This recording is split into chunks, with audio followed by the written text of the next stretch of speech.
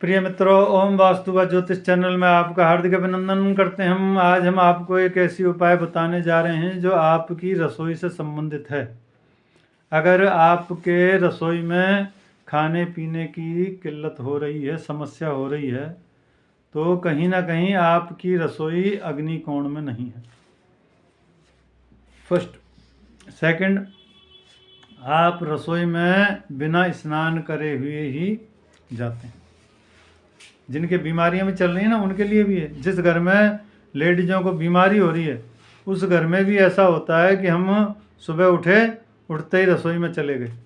यानी कि कायदा तो क्या है, आप स्नान ध्यान करके जाएं, ठीक है, तब रसोई में प्रवेश होता है।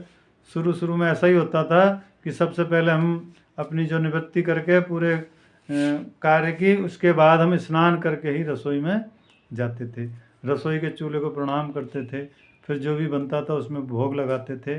उससे हमारे रसोई में बरकत होती थी। अनाज की बोरियां भरी रहती थी। लेकिन आजकल 2 किलो आटा नहीं है। क्यों नहीं है? उनके कारण है। हर चीज़ का एक पीछे कुछ ना कुछ रीज़न होता है। लेकिन हम इतनी तेज़ी से आगे बढ़ रहे हैं कि हमें कुछ मालूम ही नहीं। हमने रसोई को क्या समझा, हम गए और खाना बना के ले आए और खा लिया। नहीं, रसोई एक अन्नपूर्णा का एक बहुत बड़ा हिस्सा है। आप उसको अगर तरीके से समझेंगे तो आपके भविष्य में कभी भी जीवन में रसोई की चीज़ों की कमी नहीं रहेगी। दूसरी बात, आप अभी एक ऐसा भी चलन हो चुका है कि हम जब रसोई में जाते हैं तो खाना बना रही हैं स्त्रियां, तो वो अपने पाँव में एक चप्पल डाल लेती हैं और चप्पल डालकर खाना बना रही हैं।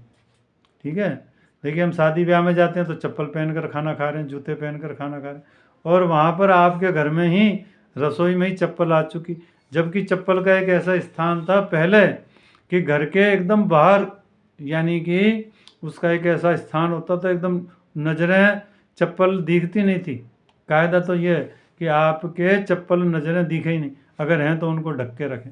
लेकिन हम ऐसा हो रहा है आजकल आप किसी भी बहू बेटी से बात करो तो वो आपको तर्क करने पहुंच जाएगी कि गुरुजी ऐसा है वैसा है, वो हमें ही ज्ञान देने लग जाती। इसलिए हम तो जो बात है बता देते हैं, जिसकी जो इच्छा हो करो। हम तो कहते हैं 4 चप्पलें 2 कान में भी टांग लो, 2 यहाँ भी हमारे क्या फ़र्क पड़ता है? हमारे कोई फ़र्क नहीं पड़ता। हम तो जो शास्त्र में लिखी हुई बातें हैं, और कोई प्रश्न आता है जब हम आपको बताते हैं। तो हमारे प्रश्न आया था कि गुरुजी हमारे रसोई में खाने पीने की चीज़ें की बरकत नहीं होती। तो इसलिए नहीं होती कि वहाँ पर आप चप्पल पहनकर बेअनायास ही घुस गए, बेअनायास ही आ गए।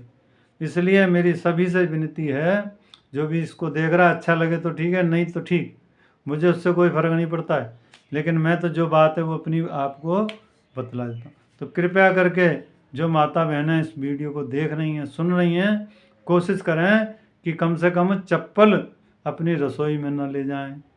अगर आपको ज़्यादा ही कुछ हो रही है तो कपड़े के जो आजकल आते हैं जूती नुमा, उनको पहन सकते हैं। अच्छा, उसके नीचे शॉल वाली भी आती, वो भी नहीं। अगर आप हो सकता है तो उसमें कुछ ऐसा बिछा लें, व्यवस्था कर लें। अगर आपको वाकई कोई आपको लगता है कि मुझे ज़रूरत है तो आप ऐसा कर सकते हैं, लेकिन चप्पल पहनना वर्जित है। चलिए, जिन भाई ने भी हमें फ़ोन किया था उन तक ये वीडियो और भी जो भी श्रोता हैं हमारे, सब पर पहुंच जाएगी। चलिए, काफ़ी दिनों बाद हमने ये वीडियो डाला है, बीच बीच में गैप आ जाता है। अभी हमारे चुनाव थे तो हम उसमें लगे हुए थे। चलिए, आपका बहुत बहुत धन्यवाद इसको वीडियो को देखने के लिए। धन्यवाद।